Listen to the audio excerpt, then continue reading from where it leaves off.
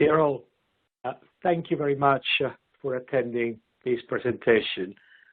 I think we are doing, as you all know, in a very different context to what we had in mind when we planned it a couple of weeks ago, because we were planning, obviously, to be in a studio, to be recorded live, and now we are at home, as are all of you. So clearly, you will not be able to see us, you will only be able to see the slides. And we're keeping our fingers crossed that the technology will not let us down. This is the first webinar that we're doing on competition law in the pharma sector. So please, we really would welcome your comments. And when we go through the presentation, if there are things that you would like us to cover, please let us know, and we'll organize something on that topic.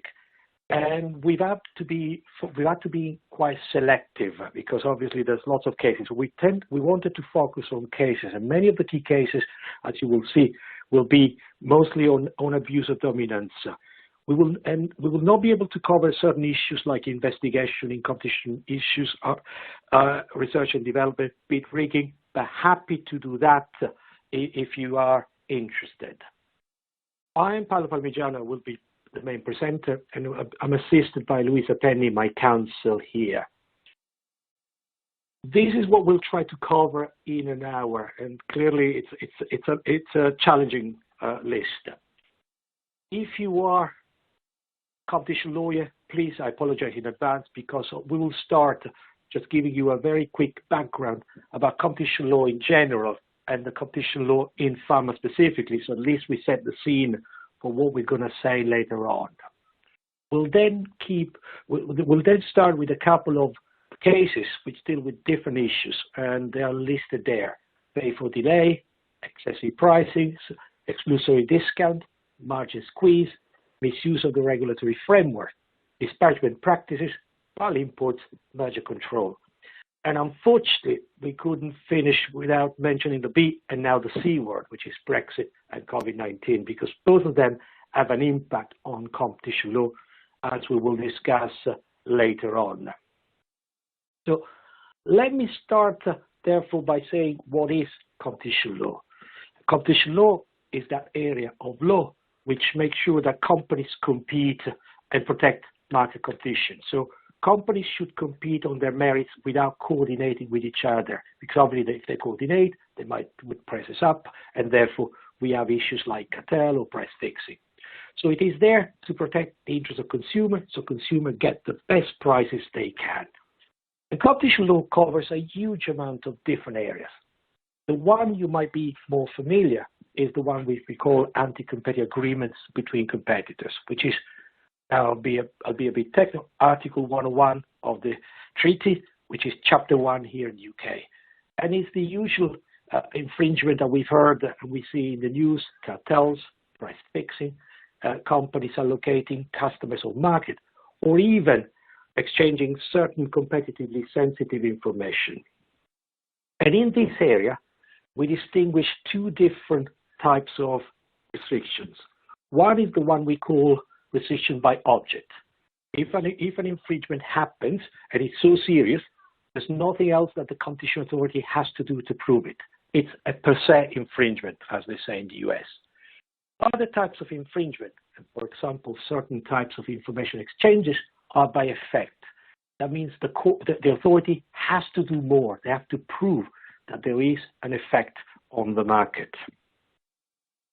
The other main provision is what we call abuse of dominant position, Article 102 of the treaty, or Chapter 2 of the Competition Act here in the UK.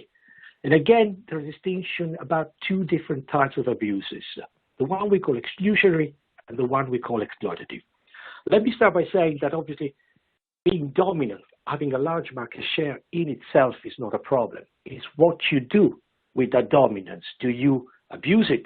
Do you use it to exclude, for example, your competitors by pricing below cost so nobody can compete with you, by tying products together so nobody can enter into the market, by offering discount, again, that nobody can match, or refusing to supply an input which is essential for a competitor?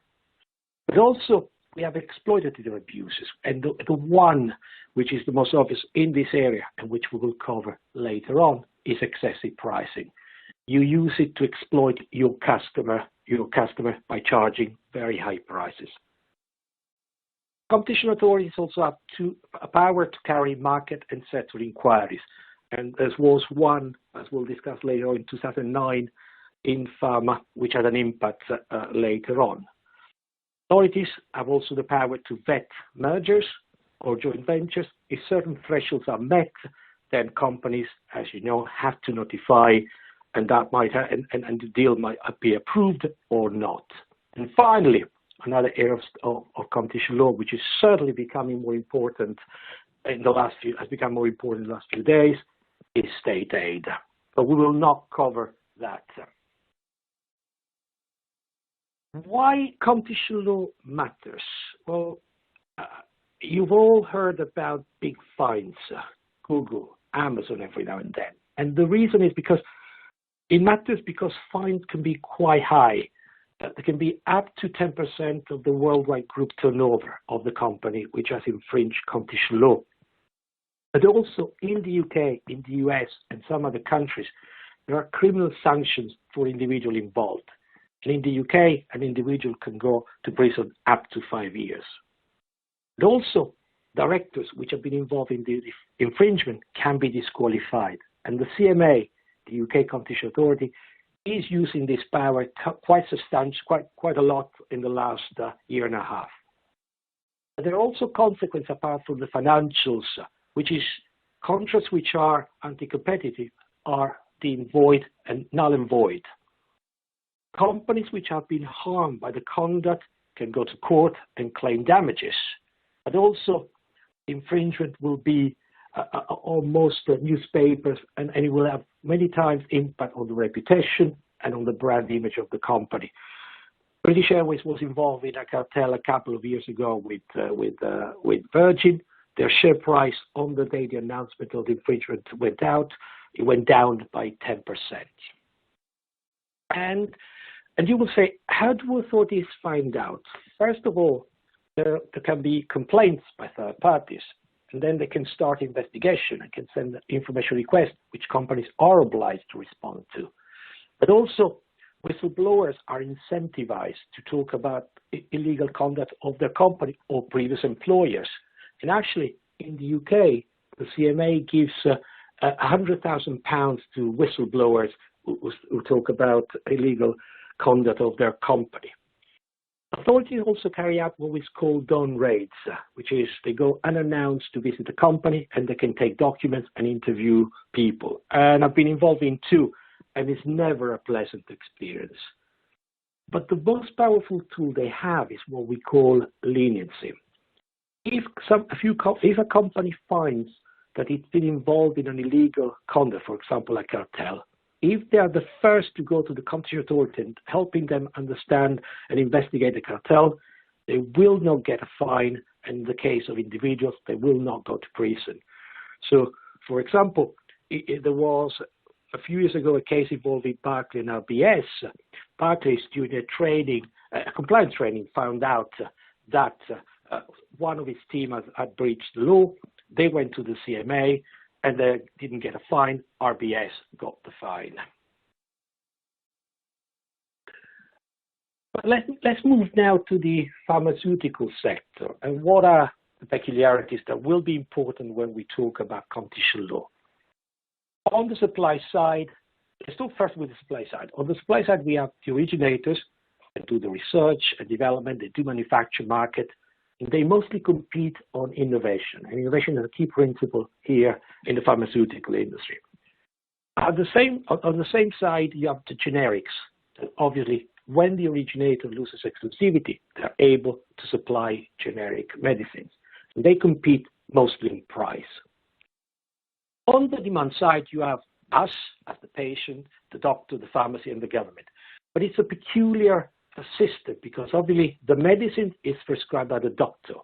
The patient then takes it, whatever the doctor says, but neither of the two is paying most of the time if it's a prescription because it's the government that pays for the medicine. So it's a very, very complex situation. It's also heavily regulated, as you all know, and it's a very intensive industry for R&D. They say that about 1,000 medicines are patented, 100 only go to trial, and 10 are marketed. So clearly, companies who invest in a huge amount of money in R&D need to be protected, and hence they get exclusivity for a certain period of time to foster innovation. Of course, as we know, it's a sector which has a particular importance, but it's also a sector which means a lot of spending for government on healthcare. So it's on top of the agenda of government and many times competition authorities. This chart comes from a few papers published by the European Commission on the sector, and I won't discuss it, but I'll leave it there for you to look at if you need to. So what are the competition issues that we're going to cover? Most of it started in 2009. The European Commission did a sector inquiry, asked a lot of questions to lots of pharmaceutical companies, and what they noticed is they had a lot of concerns about measures that originators were taking to delay the entry of generic, because clearly the more you can keep a medicine protected, the more you will reap rewards. And following that sector inquiry, there were a lot of cases which we'll discuss shortly. And recently, I think with pressure on NHS and other bodies, we've seen a lot of cases dealing with excessive prices. We didn't have any case for a long time. All of a sudden, pharmaceuticals is full of cases of excessive pricing. Now, there's lots of other issues in competition law which deal with competition in general, with rigging, crop promotion, R&D, patent pools, exchange of competitive information, trade association, vertical price coordination. We're not covering this. Happy, in the interest of time, but happy to have a specific section on those if you think it would be valuable. So I think the first we had to start was pay for delay. Because as many of you will know, there's been a key case 2 months ago regarding GSK at the Court of Justice. What is a pay for delay settlement? These are agreements under which the originator manufacturer, basically the patent holder, of a pharmaceutical product transfer some money or other benefit to the generic manufacturer, usually a claimed patent infringer, in exchange for that company delaying its entry into the market. And the case follows an investigation by the CMA here in the UK, which went to the Competition Appeals Tribunal, which asked a few questions to the European Court of Justice. And basically, the case was all about GSK agreeing with potential supplier of a generic version of their drug to make payments and provide other benefits to delay the entry into the UK paroxetine market in the context of a patent settlement. And the court in Luxembourg had to deal with 3 different issues. The first was, is an originator and a generic manufacturer which has not yet entered the market a potential competitor? In competition law, you talk about competitors and potential competitors. If those agreements are illegal, if a competitor or potential competitor enter certain types of agreement. Here, GSK was saying, well, the patent infringers haven't yet entered the market. They're not even potential competitor because with the patent, they cannot go in the market. ECJ disagreed and said, well, in order to find an infringement, the companies, the originator, the potential and the generics are potential competitor if the manufacturer of a generic medicine has a firm intention and an inherent ability to enter the market and has taken sufficient preparatory step, starting manufacturing, stock, packaging, and the barriers to entry are not insurmountable. Then the main question was, is an agreement, a patent settlement, illegal? So it's in breach of 101. And the court said, well, not always. Not always, because there might be a legitimate interest to settle the case, for example, because the cost in court would be very high. However, an infringement can be found when the transfer of value from the originator to the generic can have no other explanation than the interest of the parties not to engage in competition. And the final question that the CAT asked to the CJ, okay, the CMA has found a legal arrangement and also say that the company is dominant and should have done certain things. When does a dominant company abuses its dominant position? When entering into these agreements. And the court basically said, well, a dominant company may abuse its dominant position if the set of patent settlement agreement were part of an overall strategy to keep potential competitors out and had the effect of delaying the market entry of generic manufacture. There's at the moment a few cases pending in front of the court. Servier is one of those, and judgments were expected this month, which obviously, as you know, everything has been delayed. So we'll see what happens. Servier was a very similar case because what happened in that case is the patent, Servier had a best-selling blood pressure medicine, and when the patent expired, the parties were really trying to enter, they were preparing to enter the market. In order to enter, the generic sought access to patented products or challenge the validity of some secondary patents relating to patents that Servier had. And what Servier did, first of all, he bought any competing technology they could find, so nobody else could enter. But also, whenever there was a patent settlement, they were just settling. And the commission said, well, this is not an ordinary transaction where the parties decide to settle a patent claim outside court to save time and cost.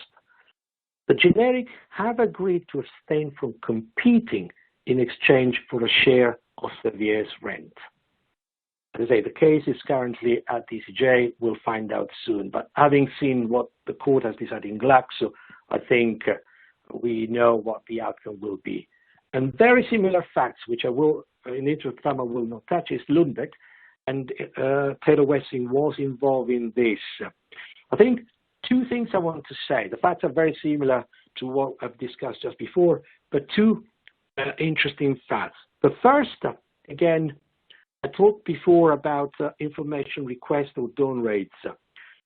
Documents, internal documents of Lundbeck refer to a club being formed and a pile of dollars to be shared amongst participants. Never a good idea to put things like this on an email. But also, what Lundbeck did was buying and destroying all stock of generic medicine they could get hold. Quite interesting. We'll see what happens when the decision comes out. And the final one I want to touch is Johnson & Johnson and Novartis, because this one, rather than being an abuse, it's an agreement, a co-promotion agreement. Johnson & Johnson had a patient, a potent painkiller. Once the patent expired in the Netherlands, Sandoz, which was a subsidiary of Novartis, was launching a generic version. They had already prepared the packaging material. And what happened immediately after is Sandoz, rather than launching the generic, enter into a co-promotion agreement with Johnson & Johnson. And the agreement provided that Sandoz was not enter the Dutch market in return for monthly payment calculated to exceed the profit that Sandoz expected to obtain from selling its generic products. And that as long as there was no generic entry. And the agreement ended when a third party was about to launch a generic product. Again, the Commission was very clear. Instead of competing, the two parties agreed to cooperate in order not to have generics on the market. The agreement delayed the entry of cheaper generic medicines for many months and kept prices quite high. I'll skip Cephalon in the interest of time, because I think I've given as much detail as I could on pay for delay. And I want to discuss what I said, what has become one of the key areas of competition law and pharma in recent time, excessive pricing. Excessive pricing has been something that competition authorities have not dealt. There's only one case in the 60s which involved bananas being imported, and since then there was not many cases, just because competition authorities are not regulated. They don't like price regulation. Excessive pricing cases means they have to determine what would have been the right price, which is always a difficult task. But now in pharmaceutical, we see a lot of cases on excessive pricing. And I will touch this one, and I will discuss this one and another one. This one, I think, it's quite an interesting one, because you might know in the UK there's a price regulation mechanism for medicines.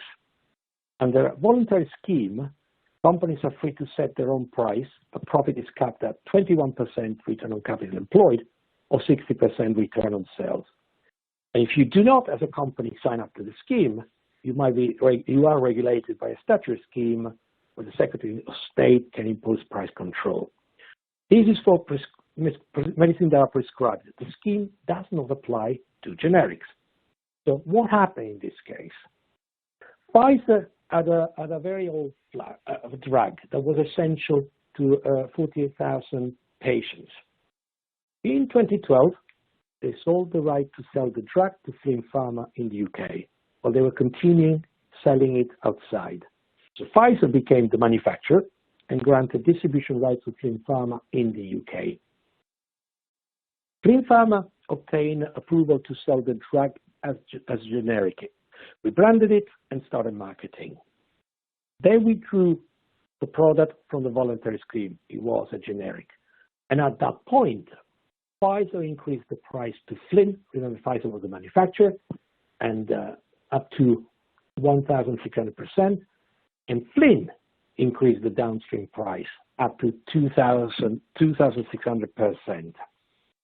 The CMA started an investigation, and obviously, if you remember what I said, in generics, companies compete on price. So there's never been a need to regulate generic because the market for generic is deemed competitive. And what they started doing, they started very complex methodology in a cost-plus analysis, and they determined that the price was excessive. The case went on appeal, and the CAT, the Competition Appeal Tribunal, say that the CMA actually had not applied the test correctly.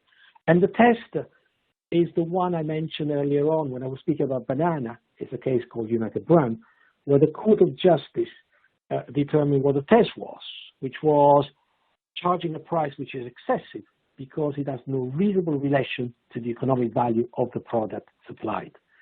And the court said that an authority has to do a two-stage test. First, examine whether the difference between the cost actually incurred and the price actually charged is excessive. If the answer is yes, then it might be unfair, and therefore, when compared to other products, and therefore it can be abusive. What the CMA did is actually relying only on the first test. They didn't consider the economic value of the drug. They didn't give weight to comparable products, which actually were priced at the same level as the product sold by Flynn. The case went to permission of appeals was granted, so the case went to the Court of Appeal, and a decision was taken just a few days ago.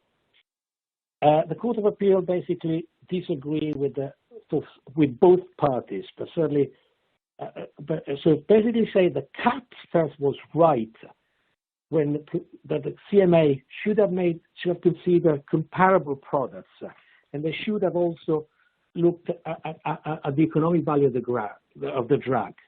But the CAT was wrong to just say they had to look at more than the cost plus calculation. The case has now been remitted back to the CMA, so we'll see what they do in relation to the point in which the CAT was proven wrong.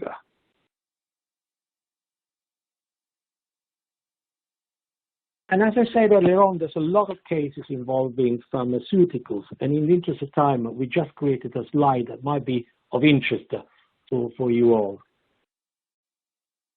The other case I wanted to touch is Aspen. Aspen, that's an Italian case where Aspen acquired the marketing right from GSK and imposed a price increase, a substantial price increase up to 1,500.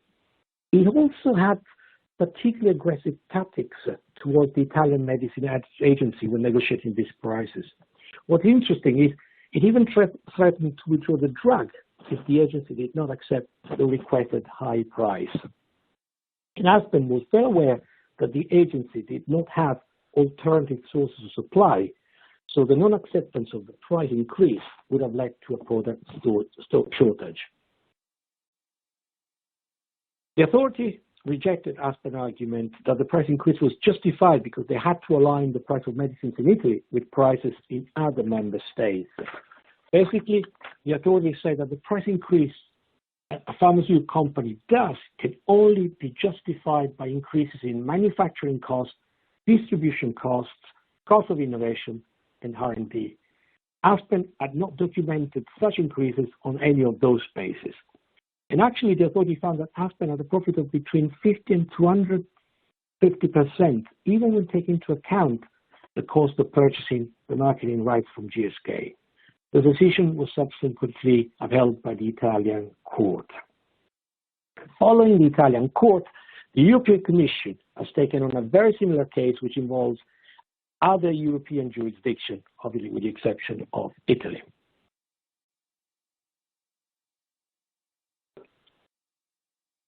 Exclusionary discounts. As I was saying earlier on, if you apply certain types of discounts, you can keep away your competitor who cannot compete. You cannot compete. And the most interesting case is NAP Pharmaceutical, which is actually the first case that went to the Competition Appeals Tribunal in 2001. NAP had a high market share in the market for the supply of certain morphine tablets to hospitals. It was giving a huge discount to hospitals, and basically the OST, the authority at that time, found that the price of hospitals were below cost. But the hospital segment was very important for new competitors and other entrants that wanted to increase sales in the community segment, that is, the patients under the care of their GP. Because the drug prescribed by the hospital, the drug used by the hospital, was the drug that would be then prescribed by patients that therefore would continue to be on the same drug. They couldn't, for health reasons, change drug. So if you have the dominant market in the hospital, then what happens is you clearly will have, your medicine will always be the one that they supply, the doctors will prescribe. And because NAP had very little competition in the community segment, their prices were extremely high. They were about 10% more than they were at the hospital. So clearly, again, the court found an infringement. I'll skip Merck. It's just a recent case that the CMA looked at, and again, and it closed the case with no infringement, as he thought that the discount was not loyalty inducing and therefore didn't stop competitors. The other case I wanted to cover was margin squeeze. And margin squeeze is actually an issue that it's been found, there have been many cases, mostly in the telecom company, and it's easy to understand why. Because margin squeeze, in a nutshell, is basically a situation where you have a vertically integrated company that provides a wholesale input, for example, the telecom network, to itself and to competitors. Competitors buy the input, broadband, as does the incumbent operator. So they both sell the retail product, broadband. Now, if the vertically integrated company prices the wholesale and the retail price exactly the same, or even less, you can imagine that nobody else can compete because on top of the price they pay, the incumbent, they have to put a margin. So normally it doesn't happen in the pharma sector, but here we have one case where that happened, and it's again quite an old case, but we cited because it's the only one. So what was happening? Genzyme was selling the drug for the treatment of a specific disease. There were very few patients, but they had to be on that drug. And most of them had to receive treatment at home because it was lengthy and constant. Healthcare at home was providing home care services, and it had had for a long time an exclusive contract with Genzyme to provide both the drug and the associated home care services to patients. In 2001, Genzyme established its own home delivery and home care service division. It terminated the contract with Healthcare at Home, which then had to buy the drug from Genzyme at the NHS price.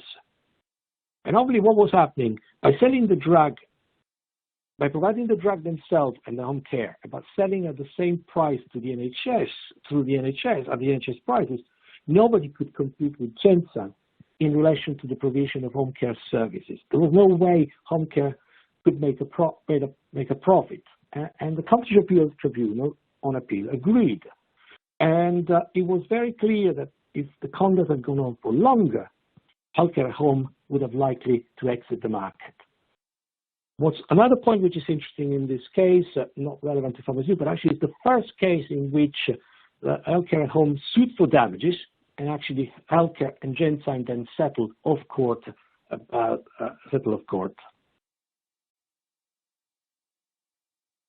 Another interesting infringement is the misuse of regulatory framework. And the main one is AstraZeneca. And the case consists mainly of two abuses. The first was making misleading representations to national patent offices, gaining extended patent protection for the drug Losec. And the second one was misusing the rules applied by the national medicine agencies by selectively deregistering the marketing authorization for Losec capsules and launching tablets instead. At the time of the infringement, generic and parallel imported products could only be marketed in a member state if the marketing authorization was to be enforced. They were basically piggybacking on that authorization. This registration makes it impossible for a generic competitor to compete with AstraZeneca. And on appeal, the General Court upheld the findings of misleading representation. It basically said the submission of misleading information liable to lead to the grant of an exclusive right to an undertaking which is not entitled to the right is a practice falling outside the scope of competition demerit, which may be particularly restrictive of competition. And the court also confirmed that the deregistration was liable to produce anti-competitive effects and could be regarded as an abuse. AstraZeneca said, well, withdrawing the market authorization is legal at the moment under the relevant EU legislation. And the court was very clear, saying the illegality of an abusing conduct is unrelated to the compliance or non-compliance with other legal rules. So the fact that it was legal under different rules, that doesn't mean it's not an abuse.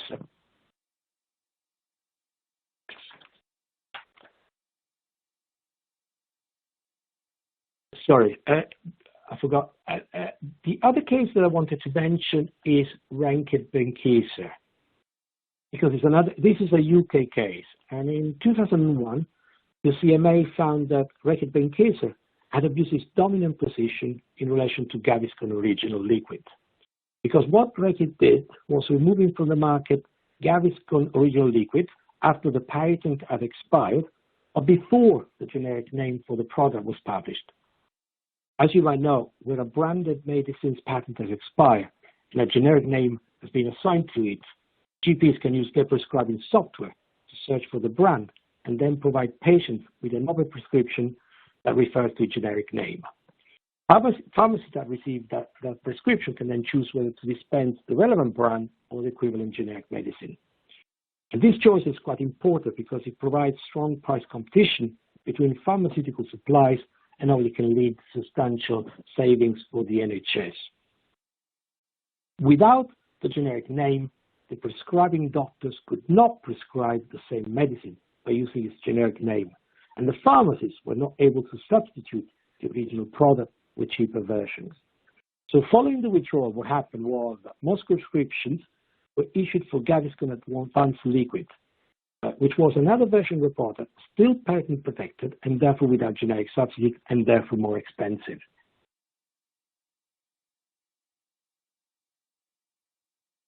Disparagement practices.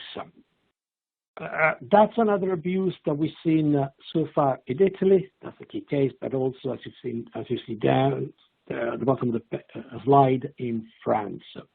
And the first one is the most interesting because it's gone for reference to the Court of Justice a few years ago. What was the issue? Hoffmann-La Roche had two products to treat age-related blindness in developed countries. One was called Avastin, which was authorized for the treatment of tumorous diseases, and the other one was Lucentis, authorized for the treatment of eye diseases. Avastin was much cheaper than Lucentis. Lucentis was granted, the exploitation of Lucentis was granted to Novartis. Because, as I say, the active ingredients were similar, Avastin was frequently used off-label to treat eye diseases instead of Lucentis, which, as I said, are a higher price. So what did Novartis and Hoffmann-La Roche did? They put in place an arrangement to artificially differentiate the two products. The arrangement was intended to produce and disseminate information to raising concerns about the safety of Avastin when used in ophthalmology, and to downplay the value of scientific opinions to the contrary. What this had was obviously the effect to push demand toward the more expensive Lucentis. And as you can see in the statement I put on the slides, the court was very clear that this is to be deemed an infringement by object. But the similar conduct denigrating generics can also be an abuse of dominance. In fact, if you see all the cases mentioned at the bottom, the French cases, are French cases. And finally, we touch parallel inputs. We will not say, we are slide on parallel inputs. I won't say much because there are also issues that we faced many years ago. Now there are many issues because obviously in the EU, when you put a product on sale in any member state, it can then circulate freely. So companies can export freely. There were a few issues in relation to pharmaceuticals, and the two main cases are Glaxos and GSK, which I mentioned there. But in the interest of time, I'll skip those.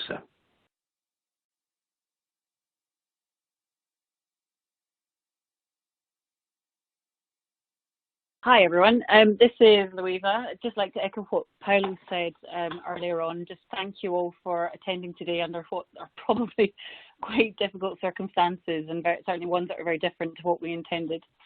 I'm just going to talk very briefly on merger control, which is something that does affect the pharmacy sector particularly.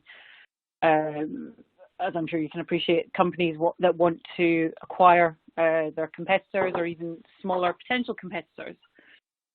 So merger control is essentially a way for the competition authorities to review transactions and just assess the potentially anti-competitive effects of the acquisitions on the market. They will look at essentially what the companies could do in the future. Could they raise prices, etc.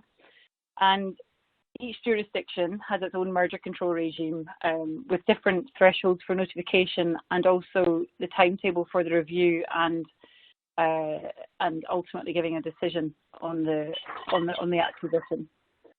So what we do is mainly within Europe, we have to consider first of all the European Commission's regime, which is known as a one-stop shop. So if the thresholds are hit in the EU, then that's really all we have to consider. But if the EU thresholds aren't met, then we have to look at the thresholds within each individual member state.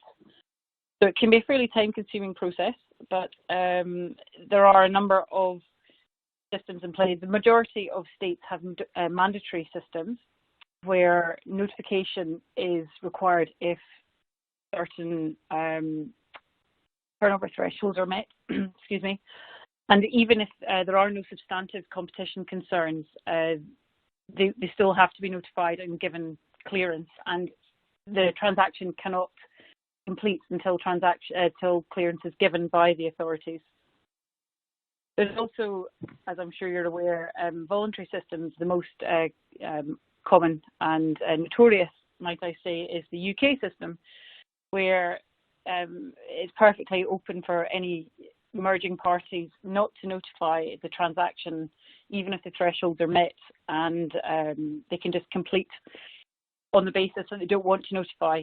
But there is, as I'm sure you know, there is a clawback mechanism for the UK regulator to review the transaction in the months following completion, if it deems it necessary and it considers that there are competition problems.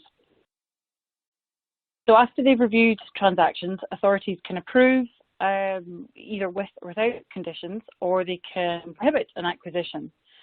And how they do the assessment is generally they speak to competitors and customers, and they seek their views on the market and what they think of the acquisition.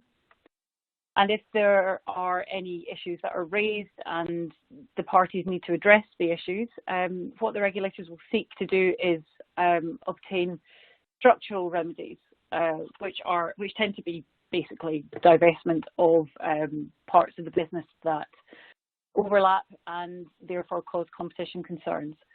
There is also the option for them to take behavioural remedies, but that's where, for example, the parties would give promises on pricing or just how they will behave in future. But the regulators don't tend to see themselves as wanting to police future behaviour, so that's why they prefer the simpler structural remedy.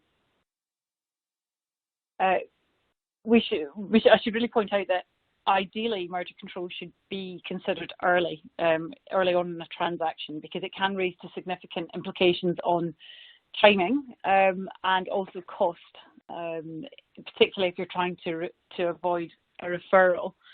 So it's much easier if there are competition concerns, if these are addressed upfront when a transaction is being notified to a regulator, because it essentially means that the parties can lead the process. They can point out immediately and upfront where the issues are, and tell the regulator how they intend to address them. And that's actually one of the reasons why there aren't very many mergers that do end up going to phase 2, because they tend to be cleared at phase 1 with conditions, because the companies have identified the concerns immediately and informed the regulator of how they can be addressed. And as I said, generally it involves a divestment of particular products.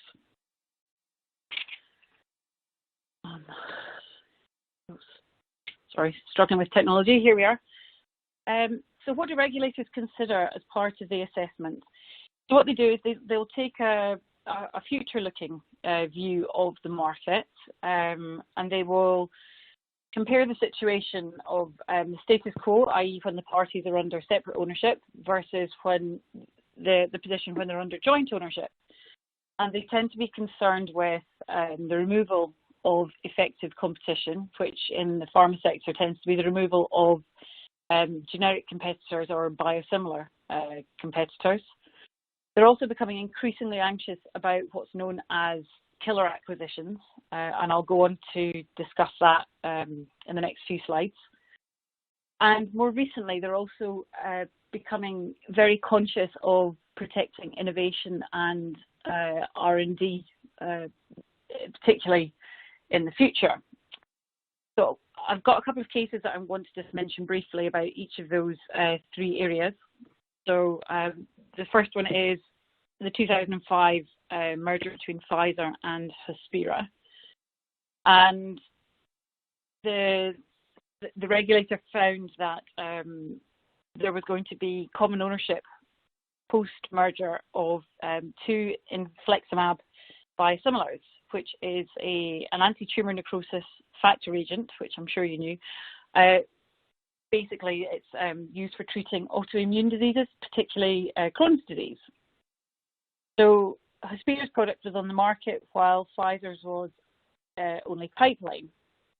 And the Commission found that the acquisition would lead to the possible or likely reduction in innovation, and ultimately the softening of price competition, because Pfizer was more likely to focus on the product that was on the market and bin its own pipeline product, which would reduce future pricing competition between the products.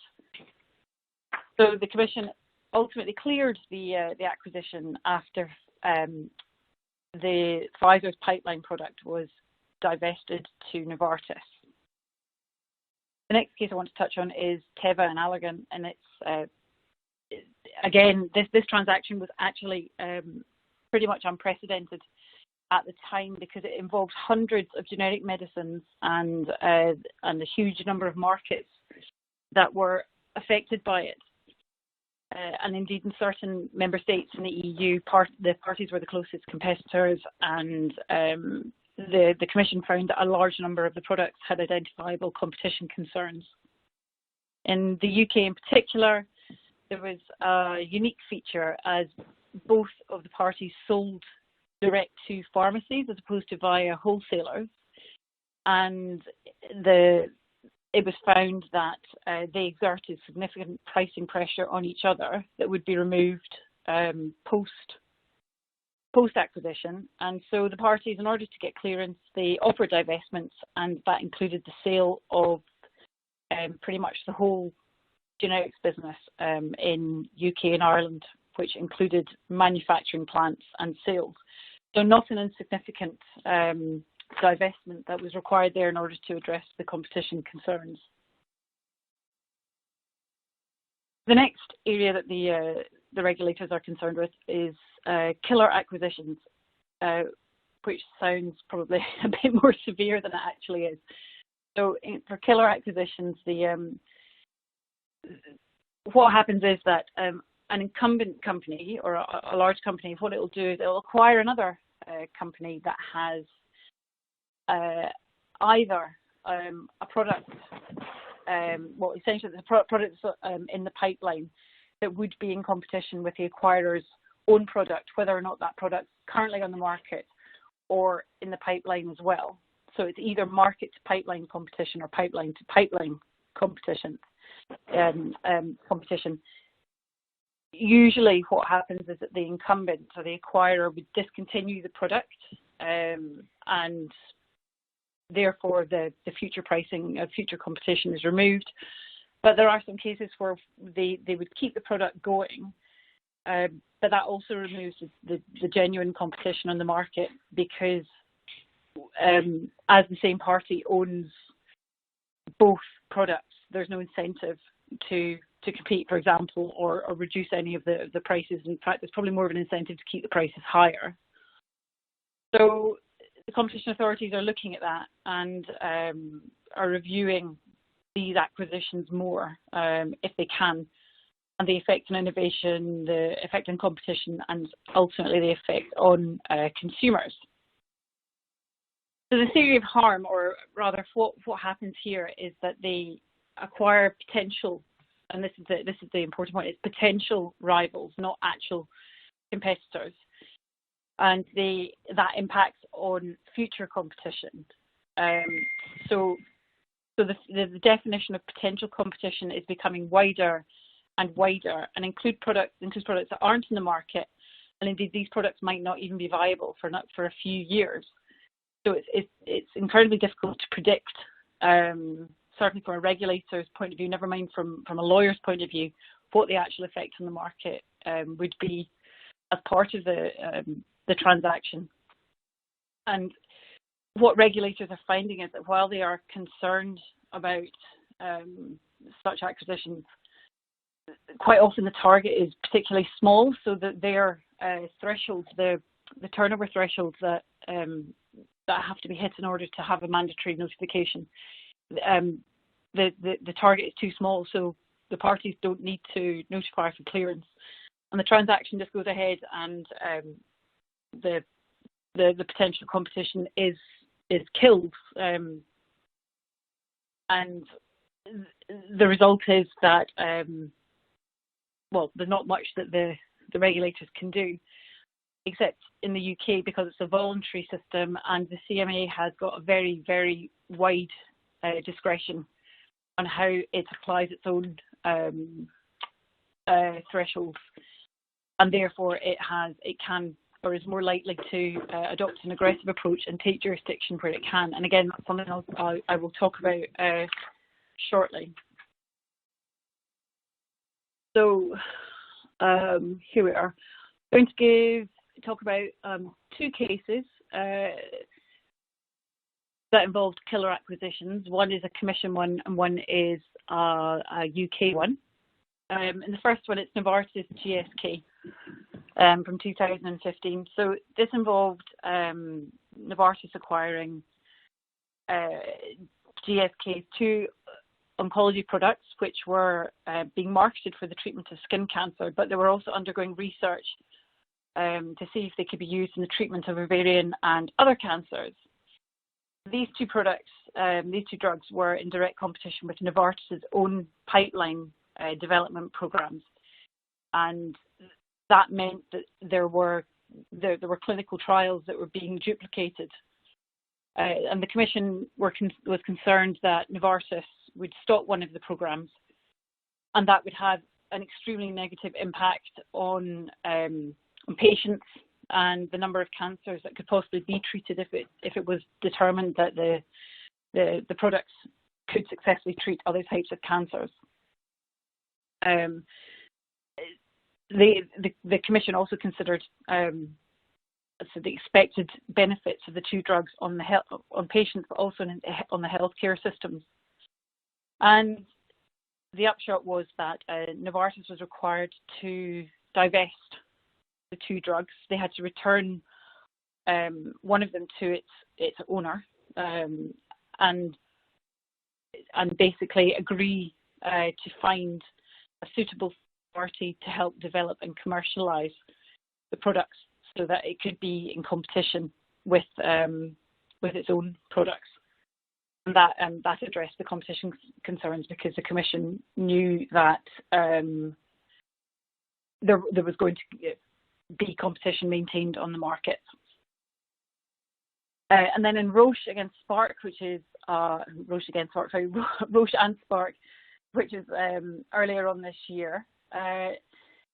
This is a UK case, and it is pretty clear from this that the CMA is certainly taking and adopting a much more aggressive approach to transactions.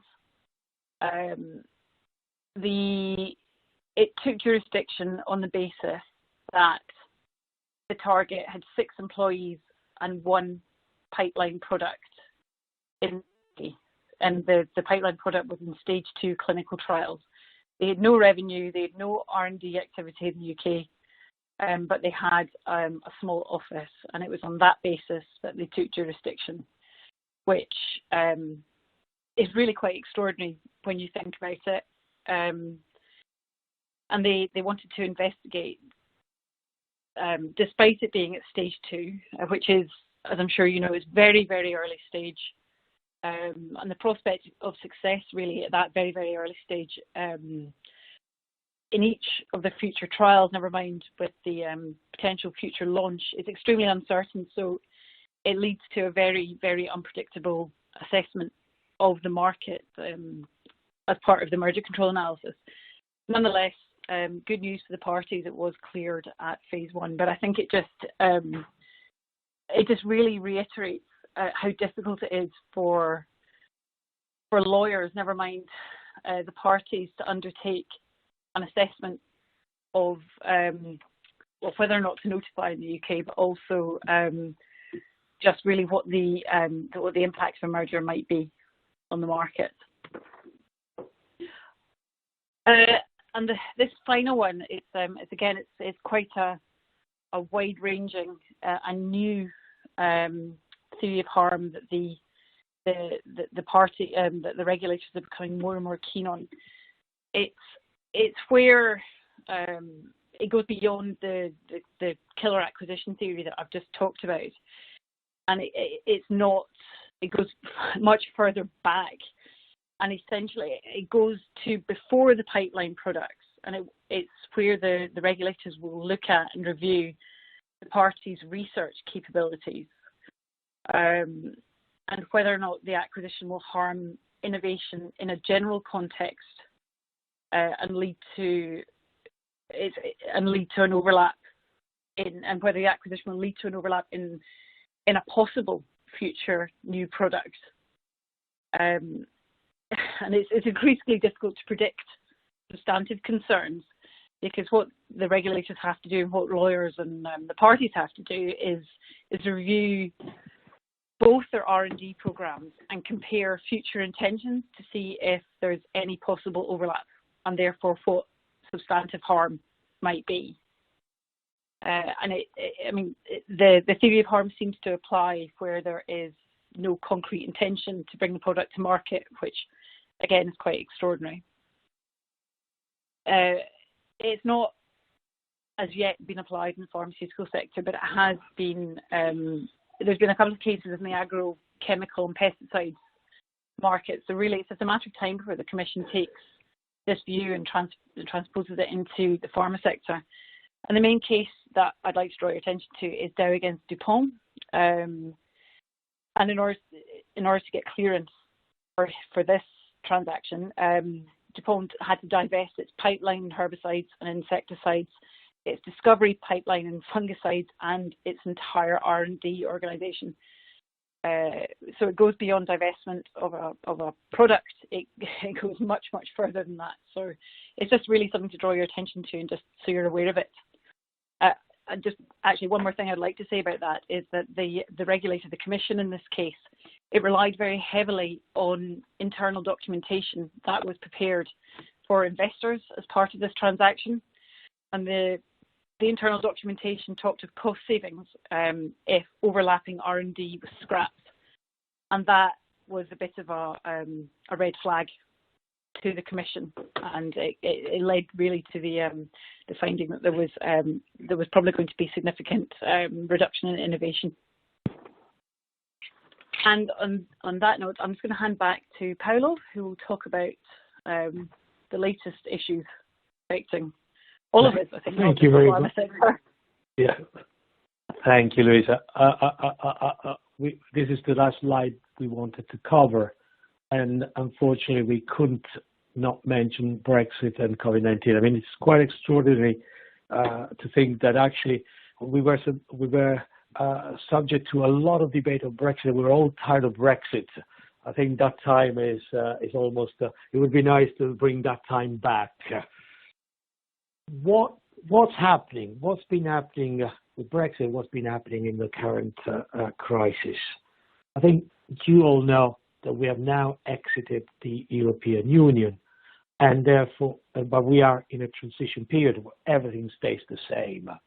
But on the date, whether that's the 31st of December or any other date, on the date when we exit, I think the major consequences will be the one-stop shop for merger will stop.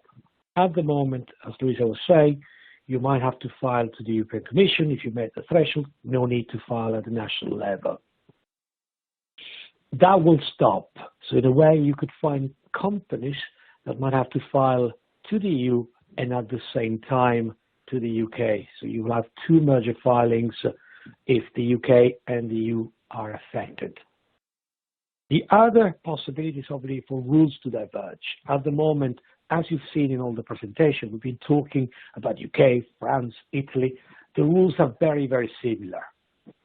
Nobody knows what will happen after Brexit, but actually the rules UK and EU has will stay in parallel or will completely diverge. We'll find out in the next few years. But COVID-19, unfortunately, it's on top of everybody's mind at the moment. And certainly competition law is not the main thing companies are worried about at this point in time. But it's certainly something that has to be borne in mind, because infringement are still infringement, notwithstanding the fact that most authorities are now working from home. But we've seen extraordinary things happen which we have never seen before. For example, cooperation. As I was saying before, competitors must be careful what they do jointly. But all competition authorities in the EU, including the UK, have been very, very clear that if companies, competitors, put in place necessary and temporary measure in order to avoid a shortage of supply, then they will take more enforcement. And what they're talking mostly is obviously the food industry, but also the pharma industry, because clearly there might be companies might have to cooperate. While normally it would not have been allowed, the authority says if it is necessary and only temporary, we will not take any action. And the EU yesterday announced that obviously it's trying to think about how they can bring all players in the medical equipment value chain together to increase Europe production capacity. And although none of them have said so, the CMA has issued some guidance yesterday that clearly that would apply, for example, to R&D. They haven't spoken about R&D, but you can imagine a scenario where competitors trying to get a vaccine quickly to the market might decide to join R&D developments. Normally, there are very specific rules on what they can and can't do. I think, again, if we take the guidance from the CMA, which they will not take enforcement if it's necessary, lots of things are possible. Of course, lots of things are possible as long as they don't go beyond what's necessary for what the CMA says. But at the same time, the CMA is concerned, and other authorities across Europe, about what we call excessive pricing. You've heard stories in the news about hand sanitizer, masks being priced at at very expensive levels. France has even regulated the sector. The CMA has set up a task force which will look at what's happening in the market, and if they see companies taking advantage or individuals taking advantage of the current crisis, they will take action, even asking government to regulate. They drafted an open letter to the pharma and food industry earlier this week, just saying what their attitude will be. A merger, we've spoken a lot about mergers. Every competition authority in Europe has sent a message out saying we are not dealing with mergers at the moment unless it's really, really urgent. So if you're thinking, if there is an acquisition, although at the time I think many of them will be put on hold, please do not notify because we will not be able to handle that. And I was talking earlier on about parallel inputs where, once good has been put into the market, it can freely circulate. And we've seen extraordinary measures taken by various countries. The UK itself, the government earlier this week has stopped the export of medicines like something which we never thought would be prohibited in export, paracetamol. Just because, as you can imagine, and the same has happened in the EU for surgical masks, for other equipment. They cannot be exported because clearly they're putting their citizens first. And so, interesting time where we've seen interesting measures, things that we never thought we would see. I think with that, it brings me to a very quick overview of a lot of issues. I hope you find it interesting. What I wanted to say is, this is the first one. And as I say, we didn't touch a lot of other issues specific to, for example, cooperation between competitors and others. If you think it would be useful, please let us know. Also, there will be a survey for you to say what you would recommend or suggest. But also before we close, we're interested to hear if you have any other question, any question that you would like to ask. And if you don't want to ask now, please send us by email. Happy to cover any of the points more in detail that we covered in the presentation, or anything that we haven't covered. Louisa, anything else you would like to add? No, I think we've covered everything. I think. So, in a way, if there is no question, I'll give 1 minute for you to ask any question. If there is no question, I think shortly we'll terminate the presentation. I have to say it's been one of the most peculiar presentations I've ever done, where you will find yourself speaking to a screen with nobody around you at your own desk. But at least technology was able to work perfectly, so we've been able to transmit to all of you. Well, if there are no other questions, I think we wish you all best luck in the current weeks or months, which certainly will be very challenging for all of us, and hope to hear back from you soon. And thank you very much for being with us this afternoon.